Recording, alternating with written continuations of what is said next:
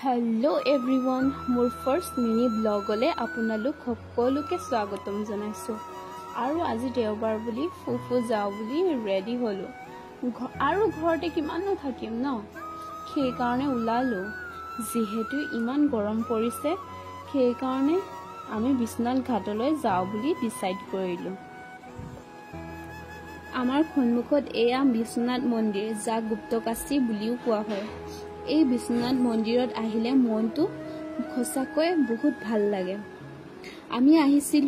উলাই আহিছিলো আবেলি সেই কাৰণে মন্দিৰৰ ভিতৰত সোমোৱা নাই বাহিৰৰ পৰাই সেৱা কৰিলো খসাকৈ এটা খুব সুন্দৰ পৰিবেশ এই সুন্দৰ মনোমোহা পৰিবেশটো দেখি মনটো কিবা এটা ভাল লাগে বাৰু নদীৰ মাজত থকা শিৱৰ মূৰ্তিটো দেখি মনটো খুবেই ভাল লাগিছে আৰু বিশ্বনাথ ঘাটৰ কাষেৰে বৈ গৈছে মহানয় ব্ৰহ্মপুত্ৰ নদী আৰু মোৰ ভিডিওটো যদি আপোনালোকে ভাল লাগিলে লাইক কমেন্ট আৰু শেয়াৰ কৰি দিব আৰু নতুন এটা ভিডিওত লগ পাম বাই বাই